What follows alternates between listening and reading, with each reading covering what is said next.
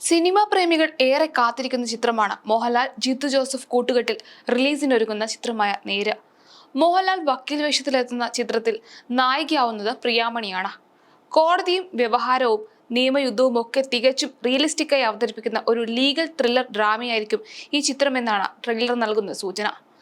എന്നാൽ മലയാളികളുടെ സ്വന്തം മോഹൻലാൽ എന്ന മഹാപ്രതിഭയുടെ സ്ലോ ഡെത്ത് ആരംഭിച്ചിട്ട് കുറെ കാലമായി എന്നാണ് അഡ്വക്കേറ്റ് സംഗീത ലക്ഷ്മണ ഇപ്പോൾ പറയുന്നത്. നേരെന്ന മോഹൻലാൽ ജിത്തു ജോസഫ് ചിത്രത്തിന്റെ ട്രെയിലർ പുറത്തുവന്നതിനു പിന്നാലെയാണ് സംഗീത ലക്ഷ്മണിയുടെ പ്രതികരണം. ചിത്രത്തിൽ മറ്റൊരു വേഷം കൈകാര്യം ചെയ്യുന്ന അഡ്വക്കേറ്റ് ശാന്തിപ്രിയയെ നേരിലേക്ക് പരിഗണിച്ചതിന്റെ കാരണവും അഡ്വക്കേറ്റ് അക്കമിട്ട് നിരത്തുന്നുണ്ട്. കോർട്ട് റൂം ഡ്രാമ എന്നൊക്കെ വിശേഷണം കൊടുത്ത നേരെന്നൊരു സിനിമ പടച്ചിറക്കുമ്പോൾ ശാന്തി മായാദേവിയെ പോലൊരുത്തിയുടെ കൈപിടിച്ച് പൊക്കിക്കാണിക്കുന്ന മോഹൻലാലിന്റെയും ജിത്തു ജോസഫിന്റെയും സൂക്കേട് എനിക്ക് നല്ല പോലെ മനസ്സിലായിട്ടുണ്ട്.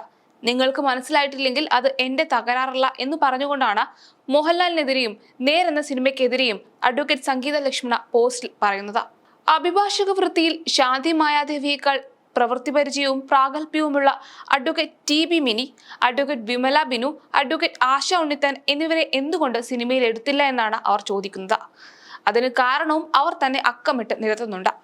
ദൃശ്യം സിനിമ പോലും വളരെ കഷ്ടപ്പെട്ടാണ് താൻ കണ്ടതെന്നും സിനിമയുടെ നിലവാരവും തന്റെ ആസ്വാദന തലവും സിങ്ക് ആവുന്നില്ല എന്നും അവർ പറയുകയുണ്ടായി. ഹൈക്കോടതിയിൽ തന്റെ ജൂനിയർ സഹപ്രവർത്തക കൂടിയായ അഡ്വക്കേറ്റ് ശാന്തിപ്രിയ സിനിമയിൽ പറയുന്ന ഇംഗ്ലീഷ് പൊട്ടത്തെറ്റാണെന്നും സംഗീത ലക്ഷ്മണ പറയുന്നുണ്ട്.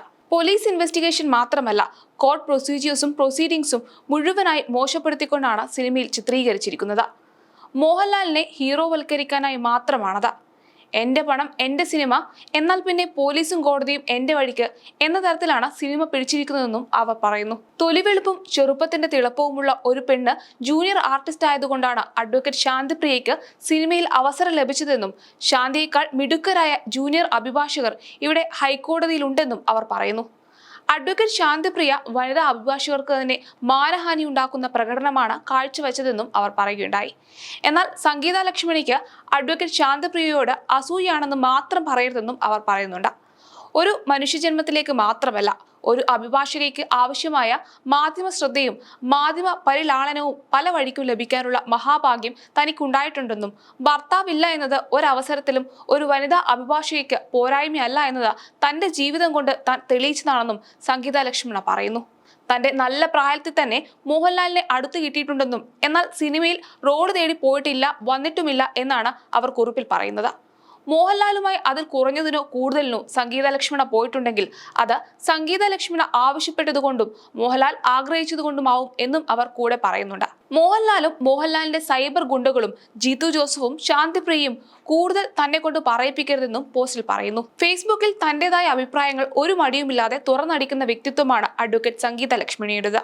എന്നാൽ അതുകൊണ്ട് തന്നെ സൈബർ പോരാളികളുടെ സ്ഥിരം ഇര കൂടിയാണ് അഡ്വക്കേറ്റ് സംഗീത ലക്ഷ്മണ.